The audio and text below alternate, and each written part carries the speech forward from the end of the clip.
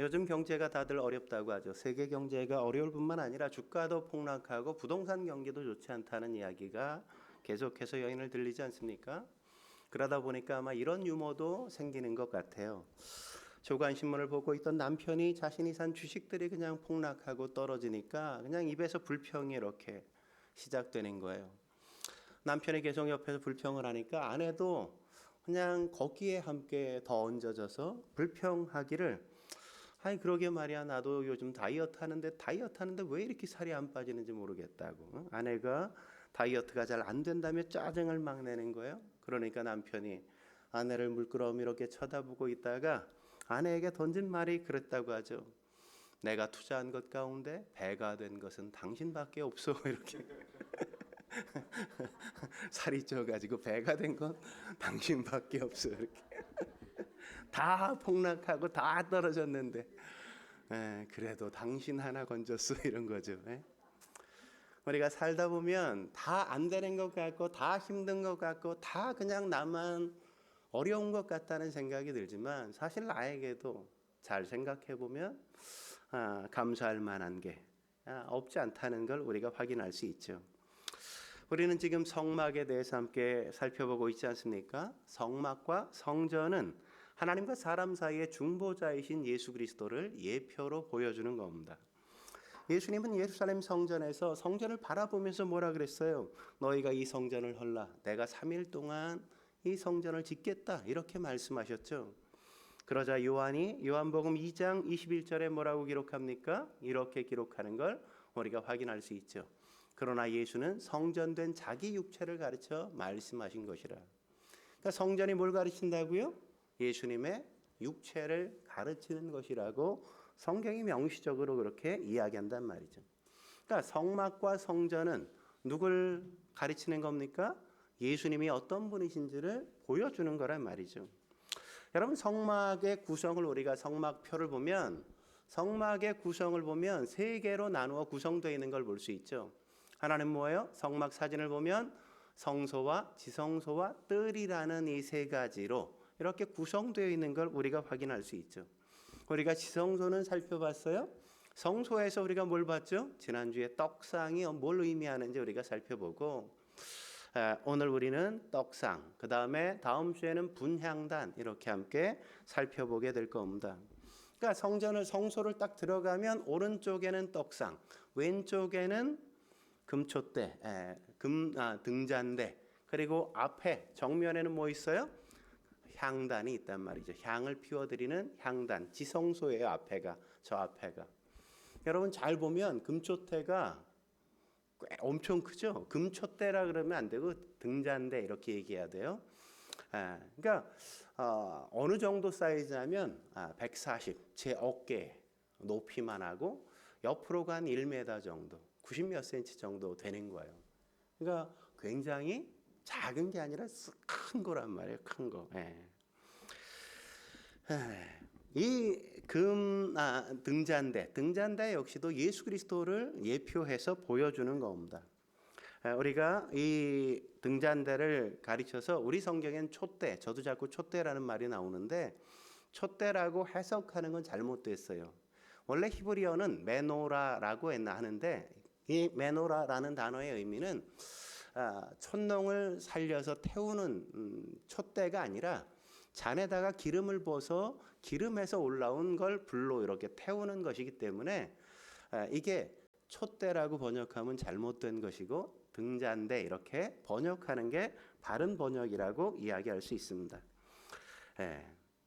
예수님께서 자신을 소개할 때 신약 성경에도 요한복음 8장 12절에 뭐라고 소개합니까? 자신을 가르쳐 예수께서 또 말씀하여 이르시되 나는 뭐다? 세상의 빛이니라. 예수님은 자신을 가르쳐 세상의 빛이다 이렇게 말씀하셨죠. 요한복음 12장 46절에도 그렇게 말씀하시는 걸 우리가 확인할 수 있죠. 나는 빛으로 세상에 왔다 이렇게 말씀하신단 말이죠. 그렇기 때문에 예수님은 예수님을 믿고 따르는 모든 사람들을 가르쳐 마태복음 5장 14절에 보면 빛의 자녀다, 너희도 빛이다 이렇게 말씀하는 걸 우리가 확인할 수 있습니다. 너희는 세상의 빛이라. 그러니까 예수님을 믿고 따르는 사람들 역시도 세상의 빛이란 말이죠. 네? 그래서 16절에 보면 마태복음 5장 16절에 보면 이렇게 우리에게 요구하시죠. 같이 한번 읽어볼까요?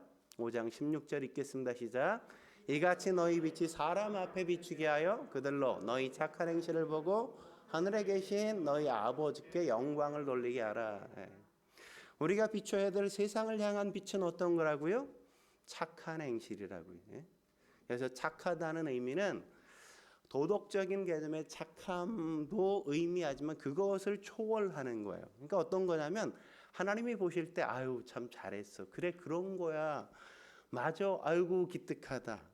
이렇게 하나님께서 말씀하실 수 있는 거. 그런 행동들. 그런 걸 착한 행실이라고 이야기한단 말이죠. 누구나 보편적으로 그 사람이 행동하는 걸 보면 박수 쳐주고 싶은 거. 그런 게 바로 여기서 말하는 착한 행실을 의미하는 겁니다. 우리가 세상 속에 빛으로 살아야 될 삶, 비춰야 될 빛이 뭐냐? 바로 그런 거예요. 하나님이 보실 때 박수 쳐주고 싶은 것. 그런 행동들을 우리가 보여야 한단 말이죠. 바울도 그래서 에베소 5장 18절에 뭐라 그럽니까? 이렇게 얘기하죠. 너희가 전에는 어둠이더니 이제는 주 안에서 빛이라. 빛의 자녀들처럼 행하라. 이렇게. 우리는 예전에 예수님을 알지 못했을 때 우리는 어둠이었어요. 그러나 예수님을 만나고 나서 이제부터 우리는 빛이란 말이죠. 그래서 빛의 자녀답게 삶을 살아야 되고 행동해야 한다는 겁니다. 그렇다면 예수님처럼 세상의 빛으로 살려면 어떻게 해야 할까요? 첫째로 변함없이 순결해야만 합니다. 변함없이 순결해야 된단 말이죠. 여러분 우리가 성소의 대부분의 기구들을 만들 때 어떻게 만들었습니까? 두 가지 재료로 만들었죠. 하나는 뭐예요? 조각목으로 만들고 또 하나는 뭐예요? 순금으로 그것을 쌌다. 이렇게 대부분 얘기하는 걸 우리가 확인할 수 있죠. 이 조각목은 뭘 의미한다고요? 연약한 그리스도의 인성을 상징해요. 인간이 그렇게 연약한 것처럼 예수님 역시 인간으로 오셨기 때문에 예수님의 인성, 연약한 인성을 상징한다면 이 순금으로 만들었다는 건 예수님의 완전한 신성을 상징하는 겁니다. 하나님은 온전하시다, 완전하시다, 완벽하시다 그런 의미를 담고 있는 거란 말이죠. 오늘 본문엔 그런데 등대를 만들 때는 어떻게 만들라 그래요? 조각목을 쓰라 그래요, 말라 그래요? 조각목은 없어요. 등장하지 않아요. 뭐로 만들라고요? 31절 같이 읽어볼까요? 31절 시작. 너는 순금으로 등잔대를 쳐 만들되. 그러니까 조각목을 사용하지 말고 완전히 이물질이 섞이지 않는 순도 99.9%의 순금으로만 이 등잔대를 만들어야 한다. 이렇게 말씀하시죠. 그런데 이 등잔대 여러분이 사이즈를 봤잖아요. 제 키 높이에 1m나 되는 거대한 등잔대를 만드는데 얼마나 그러면 순금이 들어갔을까요? 오늘 보면 39절에 얼마나 양의 금이 들어갔는지 확인할 수 있죠. 등잔대와 이 모든 기구를 순금 뭐예요? 1달란트로 만들되. 그러니까 순금 1달란트는 얼마나 되냐면 킬로그램으로 하면 무려 34kg예요. 34kg. 제가 어제 컴퓨터로 금 시세를 딱 쳐봤어요. 골드바 1kg가 얼마인가 쳐봤더니 무려 8,600만 원, 8,600만 원 1kg가. 그러니까 34kg면 무려 30억에 가까운 비용이에요. 30억에 가까운. 여러분 생각해 보세요. 그냥 든 금덩어리 하나 34kg짜리. 재료로 그것만 쓰였지만 그러나 그걸 수공해서 만들었다면 그것은 아마 50억은 좋게 넘어가지 않겠습니까? 만들었다면 어마어마한 거죠. 엄청난 가치가 이 등잔대에 있다는 사실을 우리가 확인할 수 있는 겁니다. 그렇다면 이렇게 등잔대를 순금으로 만들게 한 이유가 뭘까요? 그건 그리스도의 신성을 상징적으로 보여주기 위한 겁니다. 세상의 유일한 빛이 되는 예수님은 언제나 변함없이 순결하신 분이라는 걸 우리에게 보여주기 위한 거란 말이죠. 히브리서 기자가 히브리서 13장 8절에 그래서 그렇게 말하지 않습니까? 예수 그리스도는 뭐라고요? 어제나 오늘이나 영원토록 동일하시니라. 예수님은 어때요? 어제나 오늘이나 영원토록 동일하신 분이라고요. 예? 어제 우리를 너무나도 귀하게 봐서 구원했지만 오늘 보니까 사는 게 엉망이야, 마음에 들지 않아, 그럼 아이 갖다 버려, 이렇게 내치시는 분이 주님이 아니라, 주님은 한결같이 변함이 없이 늘 동일하게 우리를 대하시고 우리를 기대하시고 우리를 받아보시는 그런 분이란 말이죠. 주님은 언제나 변함없이 우리를 한결같이 사랑하시는 분입니다. 그러므로 우리의 믿음 역시 그렇게 우리를 사랑하시는 주님 앞에 우리의 믿음 역시 어때야 돼요? 변함없이 순결한 믿음으로 삶을 살아가야 한다는 거죠. 내 감정이 좋을 때나 좋지 않을 때, 내 주변 환경이 좋을 때나 좋지 않을 때, 내가 잘 나갈 때나 잘 나가지 않을 때 역시도 동일하게 예수님에 대한 믿음이 한결같이 변함없이 믿어야 한다고 성경이 이야기하는 거죠. 그런 믿음을 가르쳐 베드로가 베드로전서 1장 7절에서 9절에 뭐라고 이야기합니까? 이렇게 표현하는 걸 볼 수 있죠. 같이 읽어볼까요? 시작. 너희 믿음의 확실함은 불로 연단하여도 없어질 금보다 더 귀하여 예수 그리스도께서 나타나실 때 칭찬과 영광과 존귀를 얻게 할 것이니라. 예수를 너희가 보지 못하였으나 사랑하는도다. 이제도 보지 못하고 믿고 말할 수 없는 영광스러운 즐거움으로 기뻐하니 믿음의 결국 곧 영혼의 구원을 받음이라. 그러니까 예수님께서 재림하실 때 칭찬과 영광과 존귀를 얻게 하는 믿음은 어떤 믿음이라고요? 확실한 믿음이라고요. 확실한 믿음이라고요. 예? 그런 확실한 믿음이 결국 뭘 만든다고요? 우리를 구원에 이르게 만든다고요. 구원에 이르게. 예? 우리는 흔히 구원이라고 하면 그냥 칭의적인 구원만 생각해요. 내가 예수님을 구세주와 주님으로 알게 되어지고 그분을 내 마음속에 영접하는 걸 그냥 구원이 다 완성된 것처럼 생각하는데, 구원은 그런 개념만 있는 게 아니에요. 그걸 가르쳐서 칭의, 의롭다 하셨다라는 의미로 칭의적 차원의 구원이라고 이야기한다고요. 그러면 그렇게 그건 뭘 얘기하냐면 내가 구원받기 시작한 거예요. 구원받은 사람의 삶의 출발인 겁니다. 시작인 것이지 그게 구원의 완성은 아니라고요. 그 구원의 완성까지 가는 과정을 가르쳐 성화라고 이야기하는 겁니다. 그 성화적 구원은 어떤 거냐? 내가 정말 그분을 구세주와 주님으로 내가 모셔드렸잖아요. 그분이 나의 삶의 주인 되심을 날마다의 인생 속에 고백하는 거란 말이죠.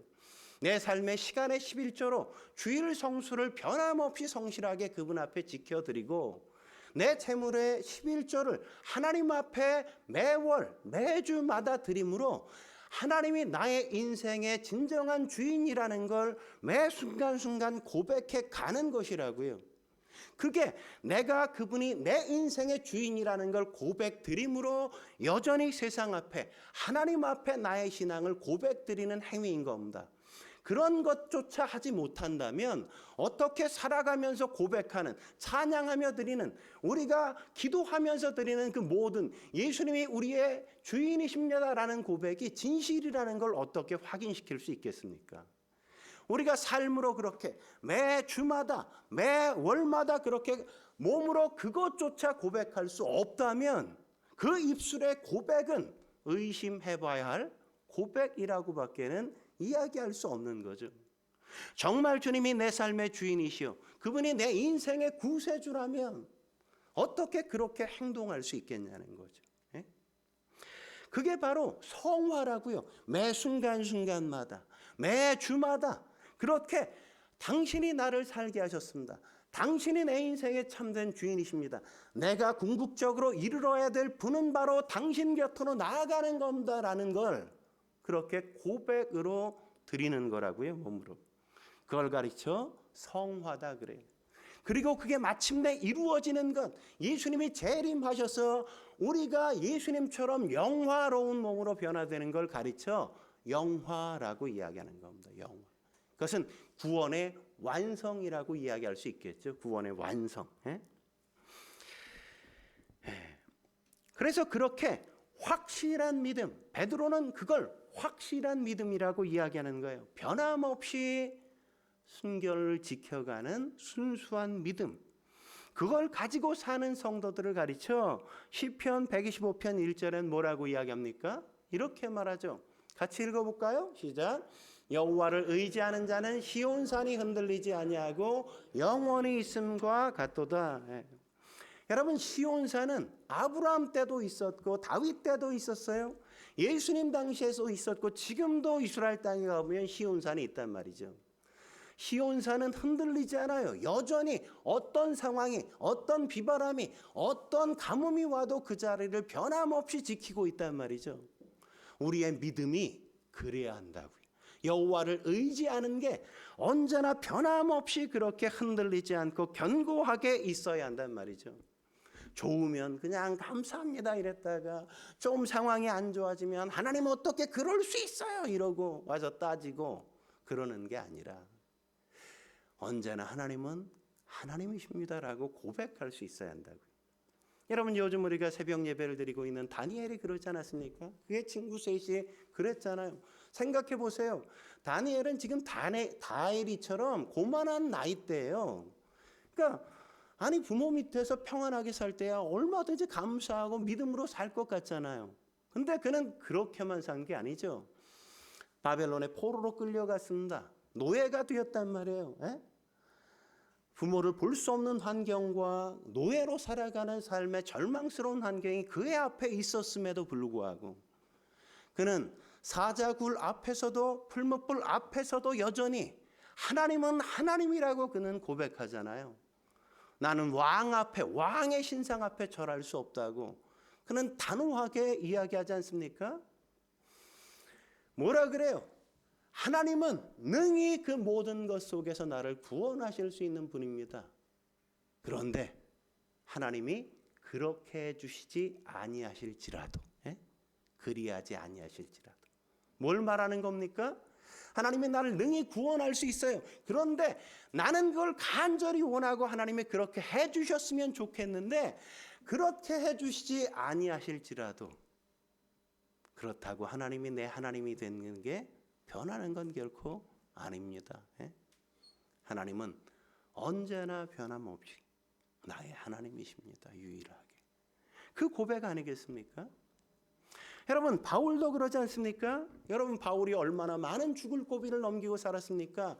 강의 위험, 바다의 위험, 산의 위험, 강도의 위험들이 그를 얼마나 죽이려고 많이 노력했어요. 죽을 고비를 수없이 넘겼단 말이죠. 그런데 그럼에도 불구하고 바울이 로마서 8장 35절에 뭐라고 고백하죠? 이렇게 고백하잖아요. 누가 우리를 그리스도의 사랑에서 끊으리요? 환난이나 곤고나 박해나 기근이나 적신이나 위험이나 칼이랴.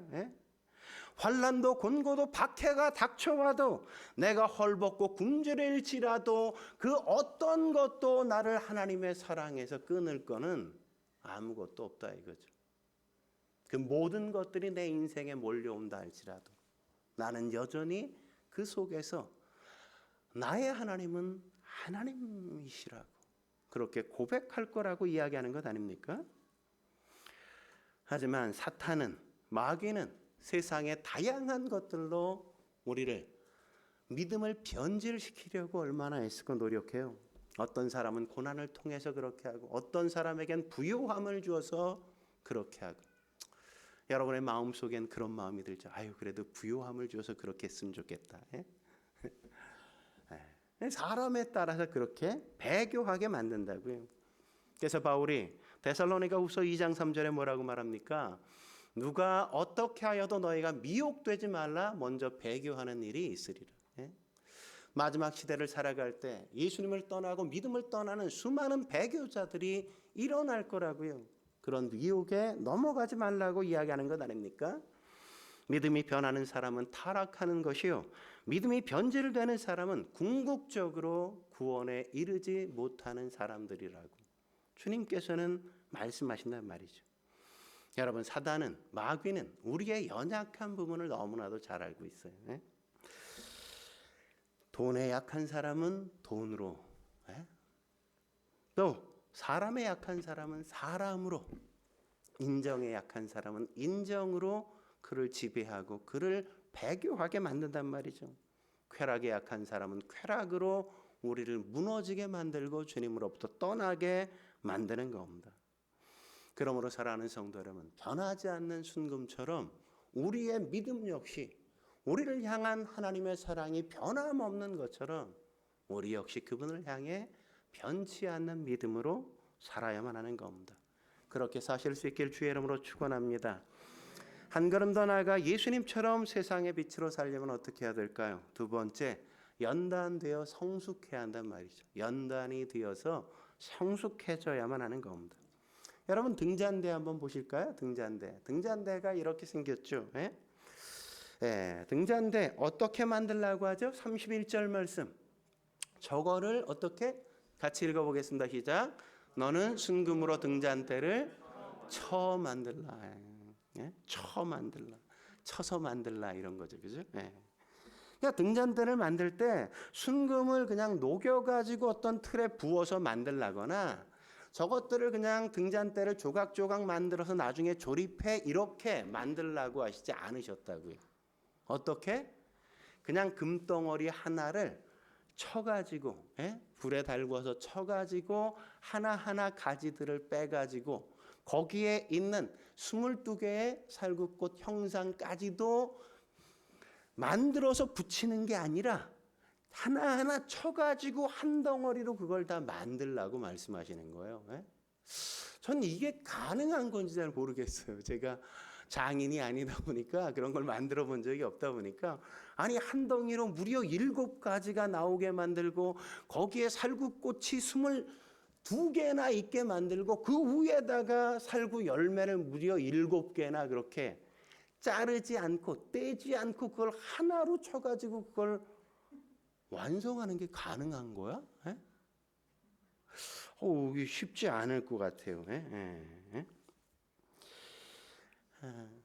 어떻게 해야 돼요? 하나님께서 이걸 해머나 정으로 쳐서 두들겨서 끊임없이 때려서 만들라고요. 왜 이렇게 만들라고 하셨을까요? 예수님께서 이 땅에 오셔서 매 맞으실 것을 보여주시는 거라고요. 미리. 예수님이 두들겨 맞고 고통을 당하시고 고난을 당하시고 십자가에 달리실 것들에 대하여 이렇게 우리에게 보여주시는 거란 말이죠. 근데 중요한 건 이 등잔대는 그리스도의 고난만 상징적으로 보여주는 게 아니라 부활 역시도 예표적으로 보여줘요. 여러분 등잔대를 보면 7개 각각의 줄기, 그 줄기에 살구꽃 장식이 있는 걸 우리가 확인할 수 있죠. 여러분 살구꽃 하면 뭐가 떠오르십니까? 성경에 살구꽃 하면 떠오르는 거 있어요? 아론의 쌍난 지팡이. 아론의 쌍난 지팡이에서 뭐가 폈어요? 살구꽃이 피고 살구 열매가 맺혔다고 하잖아요. 생각해 보세요. 말은 아니 지팡이로 수십 년을 썼는데 거기서 꽃이 피고 열매가 달렸단 말이에요. 부활을 상징하는 거죠. 부활을. 그러니까 이 등잔대에 살구꽃을 22개를 이렇게 장식하게 하신 건 예수님의 고난만이 아니라 쳐서 맞으신 고난만이 아니라 그렇게 고난을 당하신 이후에 다시 부활하실 것까지도 여기에 상징적으로 담아 보여주시는 겁니다. 그렇게 등잔대를 쳐서 만들라는 것은 예수님처럼 연단을 받고 통과한 믿음만이 세상에 참된 빛으로 드러날 수 있다는 거죠. 우리가 하나님 앞에서 훈련받고 연단받고 고난으로 우리가 단련된 믿음이어야 세상 앞에 빛을 비출 수 있는 빛이 된다는 걸 이야기하는 겁니다. 등잔대가 온전한 모양을 갖추기까지 얼마나 많이 맞아야만 돼요. 해머로. 끊임없이 정으로 두들겨져야만 되지 않습니까? 예수님이 그렇게 수없이 매를 맞으셨다고요. 고통을 당하셨단 말이죠. 그렇기에 우리 역시도 예수님처럼 그런 아름다운 인생, 빛나는 인생을 살아가려면 우리 역시도 불가분 고난을 당하고 연단을 당해야만 한다는 거죠. 욥이 그렇게 말하지 않습니까? 욥기 23장 10절에 그가 뭐라고 고백합니까? 그러나 내가 가는 길을 그가 아시나니 그가 나를 단련하신 후에는 내가 승군같이 되어 나오리라. 예? 단련하신 후에야 우리가 비로소 쓰임 받을 수 있는 빛나는 존재가 되어진다고요. 예수님처럼. 우리 속담에도 그런 말이 있잖아요. 젊어서 고생은 사서도 한다. 예? 예? 군대를 다녀와야 사람 된다. 이런 말 하지 않습니까? 넌센스 퀴즈 하나 낼까요? 여러분, 처음에는 4발, 다음에는 2발, 그 다음엔 3발인 거 뭘까요? 예? 예, 사람이죠, 사람. 그죠? 예. 학교 선생님이 중학생들한테 이걸 퀴즈를 냈어요. 예? 퀴즈를 냈더니 한 학생이 손을 들더니 군인이요 이렇게 대답하더래요. 아니 왜 군인이야? 어떻게 그게 군인이 돼? 이랬더니 그 학생이 얘기하길, 아니 제 삼촌이 군대 갔다 왔는데요, 군대에서 하루를 시작할 때 엎드려 뻗쳐로 시작했다가 하루 종일 2발로 뛰어다니고 걸어다니다가 잠자기 전엔 꼭 머리박으로 하루를 마감한다고. 기가 막히죠, 그죠? 넷으로, 둘로, 셋으로. 여러분, 강한 군인은 강한 훈련이 만드는 거란 말이에요. 강한 군인은 강한 훈련이 만든단 말이에요. 예? 해병대나 특전사가 강한 군인이 될 수 있는 이유는 뭡니까? 그들이 씨가 다르기 때문이 아니라 그들이 강하게 훈련받았기 때문에 그들은 강한 군인이 될 수 있었단 말이죠. 하나님이 그래서 우리에게 훈련 프로그램을 돌리신다고요. 연단하신단 말이에요. 이스라엘 백성들을 애굽에서 꺼내서 어디로 보내셨어요? 광야로 보내시잖아요. 몇 년? 40년 동안이나. 40년 광야에서 훈련하신다고요. 하나님은 모든 그리스도인을 당신이 구원하시고 나서 그냥 오냐 이렇게 키우시지 않는다고요. 마땅히 해야 될 것들을 가르치고 어려움도 이기게 어려움 앞에 노출시키고 그가 어려움들을 이겨서 건강하게 성장할 수 있도록 그렇게 우리가 우리의 자녀를 양육하는 것처럼 오냐 하지 않고 건강한 주님처럼 살 수 있는 존재로 우리를 빚어 가신다는 겁니다. 그래서 우리에게 고난이 닥칠 때, 어려움이 닥칠 때 여러분, 아니 내가 하나님을 의지하고 이렇게 기도하는데 왜 이런 어려움이 오는 거야? 이렇게 생각하지 말라고요. 그런 질문하지 마시라고요. 베드로가 뭐라고 얘기합니까? 베드로전서 4장 12절에 이렇게 말하지 않습니까? 사랑하는 자들아, 너희를 연단하려고 오는 불시험을 이상한 일을 당하는 것 같이 이상하게 여기지 말라고요. 제 얼굴에 좀 이상이 생겼잖아요. 지난주에 뭐 이렇게 점 같은 것 좀 빼고 쥐전 뭐 이렇게 사마귀 뭐 이런 게 있대요. 제가 하도 답답해서 좀 가서 뺐는데 레이저로 이렇게 얼굴에 있는 것만 세더니 뭐 거의 40개 정도. 근데 큰 게 있고 작은 게 있더라고요. 먼저 피부에 마취 연고를 막 발라줬는데 아무 감이 없어요. 발랐는데 이제 한참 지나고 나니까 누우래요. 누웠더니 레이저로 이제 시술할 거래요. 그러더니 막 이제 또 연기가 나니까 연기 빨아들이는 뭐 이걸 기계를 막 시끄럽게 돌아가게 만들고 하는데 작은 거, 쬐끄만 거는 그냥 따끔하고 마는데 좀 뭐 한 5mm 정도 되는 건 한 번 지져가지고 안 되니까 레이저로 계속 지지는 거예요. 한 5mm도 안 되는 건데 계속 한 뭐 20초, 10초, 20초 정도 지지니까 얼마나 아픈지 몰라요, 그거를. 되게 아픈 거예요, 엄청. 여기 있는 불시험 그거는 잽도 안 되는 거야. 그냥 요거 조금 그냥 그걸 계속 한 건데만 레이저를 한 뭐 20초 정도, 10초, 20초도 안 되게 쐈는데 너무 아픈 거예요. 이게 살이 다 타버리니까 고기 굽는 냄새 그냥 진동하고 막. 그러니까 여러분 지금 어쩌면 우리가 당하는 시련, 시험, 고난 이런 건 어쩌면 고난이라고조차 말할 수 없는 요 정도 뭐 그런 것일지도 몰라요. 불시험이 불시험이 오면 어떻게 할까요? 욥기 5장 7절에 뭐라고 말합니까? 이렇게 말하지 않습니까? 같이 한번 읽어볼까요? 시작. 사람은 고생을 위하여 났으니 불꽃이 위로 날아가는 것 같으니라. 이 말이 뭐예요? 불꽃이 당연히 위로 날아가는 것처럼, 그게 당연한 것처럼 인생은 다 고생이 있다는 거란 말입니다. 그러니까 그걸 이상하게 여기지 말라고. 다 어려움은 있는 겁니다. 그렇다면 하나님이 이렇게 연단하시고 고난을 주시는 이유가 뭘까요? 바울이 로마서 5장 3절과 4절에서 이렇게 말하죠. 같이 읽어볼까요? 시작. 다만 이뿐 아니라 우리가 환난 중에도 즐거워하나니 이는 환난은 인내를, 인내는 연단을, 연단은 소망을 이루는 줄 알미니라. 왜 우리에게 연단을 주신다고요? 소망을 갖게 하시기 위해서. 우린 뭘 소망해요? 자꾸 이 땅의 것을 소망해요. 돈 좀 있으면 괜찮아질 것처럼. 돈이 있어 봤는데 안 괜찮아. 아, 사람이 내게 힘이 될 것 같았어요. 그걸 믿었는데 그가 내 뒷담 말을까?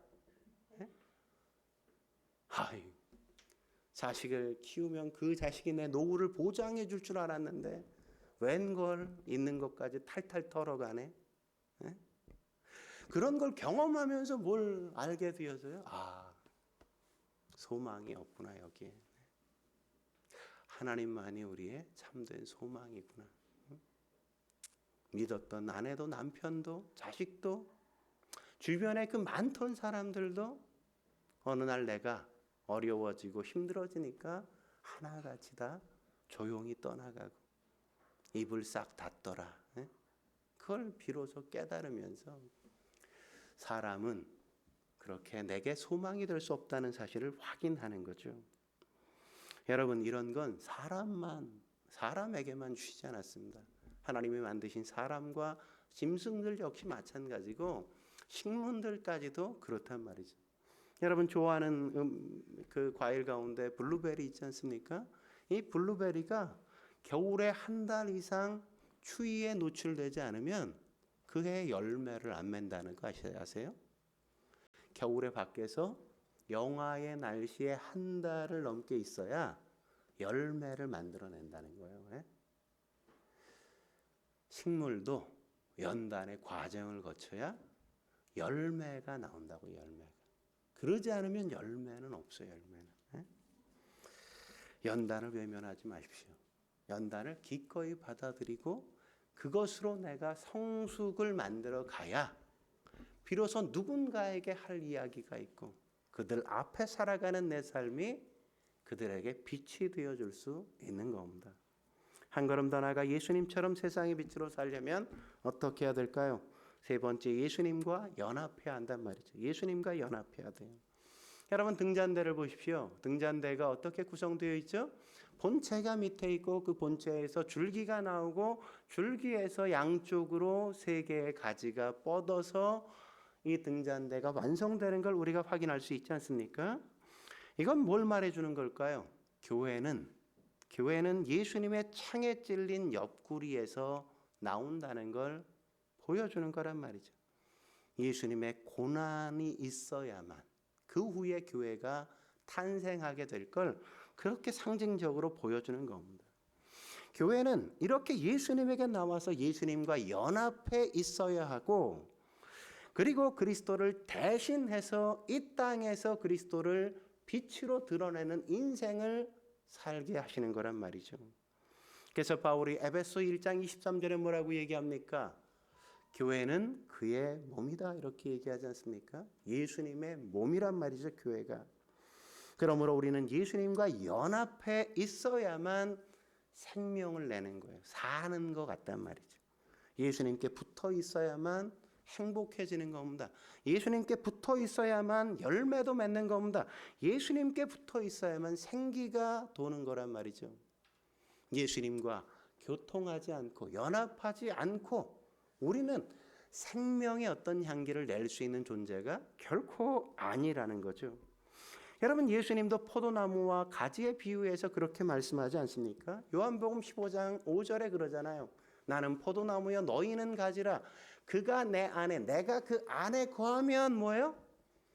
사람이 열매를 많이 맺는다고요. 많이 맺어. 그 다음 뭐라고요? 주님을 떠나서는 너희가 아무것도 할 수 없다고. 아무것도. 살아있는 생명의 어떤 능력도 어떤 일도 우리 안에서 나타나지 않아요.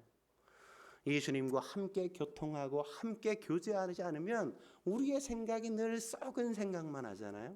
못된 짓만 우리가 한다고요.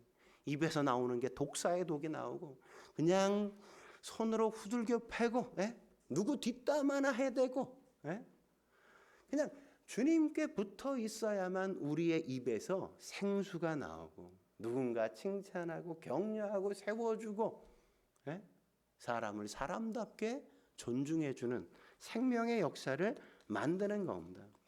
그렇다면 예수님과 연합한다는 게 뭘 의미할까요? 저는 두 가지라고 생각해요. 하나는 내 안에 하나님의 말씀을 거하게 하는 거라고요. 내 안에 하나님의 말씀을 거하게 하는 것. 요한복음 15장 7절에 그렇게 말하지 않습니까? 너희가 내 안에 거하고 내 말이 너희 안에 거하면 무엇인지 원하는 대로 구하라. 그리하면 이루리라. 여러분, 이 구절의 초점은 뒤에 있지 않아요. 원하는 대로 구하라 그리하면 얻으리라. 이걸 말하기 위해서 이게 있는 게 아니라고요. 뭐 때문에 있어요? 내가 내 안에 거하고 내 말이 너희 안에 거하면, 너희가 말씀대로 살면 이건 그냥 자동으로 맺혀지는 거라는 얘기란 말이에요. 하나님은 우리가 뭐가 있어야 할 줄 아실까요? 모를까요? 다 아세요. 구해야 주는 게 아니라 우리가 자식들 키우면서 뭐가 있어야 될 걸 다 미리미리 다 챙겨주는 것처럼 하나님은 우리가 하나님 앞에 살면 그냥 다 해주신다고요. 우리가 하나님 나라와 의만 구하면 모든 것을 더하시리라고 했지, 하나하나 구하지 않으면 주나 봐, 이렇게 말씀한 적이 없다고요. 뭐만 이루어지면 돼요? 내가 하나님의 말씀을 묵상하고 읽고 그 말씀에 순종하여 살면 그때 비로소 우리의 인생은 구하지 않아도 그분께서 베푸시는 풍성한 삶을 살게 되는 거지, 구해야만 얻는 게 아니라고요. 또 하나, 성령으로 충만한 걸 말하는 겁니다. 우리가 연합해야 된다는 거, 예수님과 연합해야 된다는 건 성령으로 충만해야 되는 걸 얘기하는 거예요. 왜 그렇죠? 성령이 뭐예요? 그리스도의 영이잖아요. 그리스도의 영. 그걸 성령이라고 말하지 않습니까? 그러니까 성령께서 오셔서 뭘 하는 거예요? 그리스도의 영이니까 나로 하늘로 올라가신 예수님을 대신해서 내 안에서 나로 예수님처럼 삶을 살게 나의 인생을 빚으시고 이끄시고 나를 그 자리로 몰아가시는 일을 그분께서 하신다고요. 하나님의 말씀대로 살게, 하나님의 역사를 만들어가게 만드시는 건 그리스도의 영인 성령께서 우리 안에서 이루실 때 비로소 하는 역사란 말이죠. 그리고 성령의 가장 중요한 사역 가운데 하나가 뭡니까? 하나 되게 하는 거죠. 하나 되게. 주님과 하나 되게, 성도들과 하나 되게 하는 거죠. 사단은 뭘 역사해요? 사단은 자꾸만 분리시키고 나눠놓고 이간질시키고 갈등을 만들어내고, 그래서 누군가 붙으려고 하면, 친해지려고 하면 자꾸만 뭔가 이간질시켜서 떨어뜨려 놔. 그게 사단의 역사 아닙니까? 여러분 생각해 보세요. 피아노, 저게 건반 하나하나 다 떨어져 있어. 저 윗짝 떨어져 있고 밑판 떨어져 있고 안에 부품 하나, 줄 하나하나 다 따라 떨어져 있으면 아무 가치가 없다고요. 저거는 분리하고 분해해 놓으면, 사단은 분해하는데 도사야. 그냥 어떻게라도 다 분해시켜서 아무런 가치가 없게 만드는 게 사단이 하는 역사예요. 성령은 어떻게라도 둘을 묶고 넷을 묶고 여덟을 묶어서 하나 되어 피아노가 되게 만들고, 여기 키보드가 되게 만들고, 여기 드럼이 되게 만들어서 그게 하나의 위대한 작품처럼 세상에 드러나게 만드는 게 바로 성령이 하시는 역사라고요. 그러니까 우리가 그걸 잘 알아야 되는 겁니다. 그럴 때 비로소 교회는 교회다움을 드러내는 거란 말이죠. 그리고 마지막으로 예수님처럼 세상에 우리가 빛으로 살려면 네 번째, 기도에 깨어 있어야 하는 겁니다. 기도에 깨어 있어야 된다. 33절 한번 같이 읽어볼까요? 33절 읽겠습니다. 시작. 이쪽 가지에 살구꽃 형상의 잔셋과 꽃받침과 꽃이 있고 이렇게 하고 저쪽 가지에도 살구꽃 형상의 잔셋과 꽃받침과 꽃이 있게 하여 등잔대에서 나온 가지 6을 갖게 할지며. 예. 여러분 등잔대를 다시 한번 보실까요? 등잔대를 보면 중간중간에 뭐가 있어요? 저게 살구꽃이에요. 저 살구꽃이 무려 여러분이 세기가 어려울 것 같아서 제가 세봤는데 22개. 예? 위에 잔은 살구 열매 형상으로 만든 거예요. 저기에 기름을 붓고 저기에 이렇게 심지를 놔서 불이 붙게 만드는 등잔대 역할을 하는 거란 말이죠. 예? 근데 여러분 이 살구를 히브리어로 사케트라고 하는데 이건 사실은 우리나라 살구가 아니라 우리가 요새 먹는 아몬드예요. 아몬드를 얘기하는 겁니다. 예? 아몬드. 근데 이 아몬드 꽃은 언제 피냐면 겨울이 지나고 초봄이 되어지면 1, 2월 이스라엘 일기로 1, 2월이 되어지면 가장 먼저 꽃을 피우는 게 이 살구꽃 아몬드 꽃이란 말이죠. 그래서 살구꽃 그러면 사람들이 이스라엘 사람들은 뭘 생각하냐면 깨어 있음을 상징하는 겁니다. 봄을 깨우는 식물들이 자는 걸 깨우는 역할을 하는 그걸 상징적으로 보여준단 말이죠. 여러분 우리가 신앙 생활을 할 때 깨어 있을 때가 있고 잠들 때가 있지 않습니까? 잠든 신앙과 깨어 있는 신앙 어떤 차이가 있을까요? 깨어 있는 신앙은 뭘 의미할까요? 깨어서 기도하는 걸 의미한단 말이에요. 깨어 기도하는 거. 네? 기도하는 신앙. 여러분 마태복음 26장 40절에 보면 예수님께서 십자가에 달려 돌아가시기 전날에 베드로, 요한, 야고보를 데리고 가서 나를 위해 좀 기도해 달라고 얼마나 그 고통스러운 날들을 생각하면서 힘들면 처음으로 유일하게 중보기도를 부탁합니까? 예? 근데 예수님이 저 멀찍이 가서 기도하고 돌아와 보니까 이것들이 다 자빠져 자고 있네. 예? 주님이 뭐라 그러셔요? 너희가 나와 함께 1시간도 이렇게 깨어 있을 수 없더냐? 이렇게 말씀하신 후에 41절에 뭐라고 하죠? 시험에 들지 않게 깨어 기도하라 이렇게 말씀하신다고요. 여러분 왜 시험에 들까요? 깨어 기도하지 않기 때문이에요. 예? 여러분 누가 뭐라 그래서 시험 드는 거라고 생각하지 마세요. 누가 내게 어떻게 행동해서 내가 시험 드는 게 아니에요. 그게 근원적인 그게 원인을 제공하지만 그게 진짜 이유가 아니에요. 내가 그럴 정도로 그런 것조차 그런 것에도 휘둘릴 정도로 내가 깨어있지 못하고 영적으로 잠이 들어 있고 그런 상태 속에 살고 있기 때문에 그냥 옆에서 뭐 그냥 툭만 건드려도 에이씨 이렇게 승질을 부리고 괜히 화를 내고 늘 그냥 부정적으로 반응하고 그렇게 될 수밖에 없는 거라니까요. 예수님이 종말에 대해 가르치시면서 누가복음 21장 36절에 이렇게 말씀하셨습니다. 같이 읽어볼까요? 시작. 너희는 장차 올 이 모든 일을 능히 피하고 인자 앞에 서도록 항상 기도하며 깨어 있으라. 그러니까 마지막 날 종말의 날 어떤 일이 있어야 된다고요? 그날에 우리가 깨어 있어야 돼요. 기도하면서. 그러지 않으면 어떤 일을 당해? 시험이 수없이 닥칠 거예요. 모든 시험들에 우리는 노출되어서 끊임없이 넘어지고 자빠지고 배교의 자리로 우리가 나아갈 수밖에 없는 삶으로 내몰릴 수밖에 없단 말이죠. 깨어 있어야만 한다는 겁니다. 바울이 에베소 6장 18절 마지막 절 같이 한번 볼까요? 같이 마지막 읽겠습니다. 시작. 모든 기도와 간구를 하되 항상 성령 안에서 기도하고 이를 위하여 깨어 구하기를 항상 힘쓰라. 항상 깨어서 항상 기도해야 한다. 깨어 기도하는 걸 성경이 얼마나 누누이 강조하는지 깨어 있다는 게 얼마나 중요한 건지 성경이 그렇게 끊임없이 말씀하지 않습니까? 사랑하는 성도 여러분 깨어 있으십시오. 기도하셔야 돼요. 아침에 그렇게 제가 벌써 몇 년입니까? 그렇게 보내드렸으면 이젠 좀 할 때도 되지 않았어요? 예?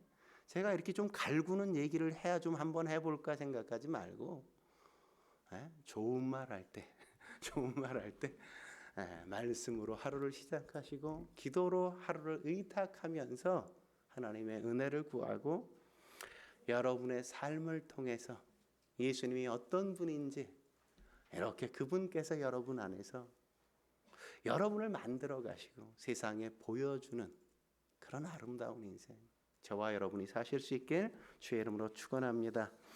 기도하시겠습니다. 거룩하신 하나님 아버지, 오늘 우리 등잔대를 함께 살펴보게 하신 것 감사합니다.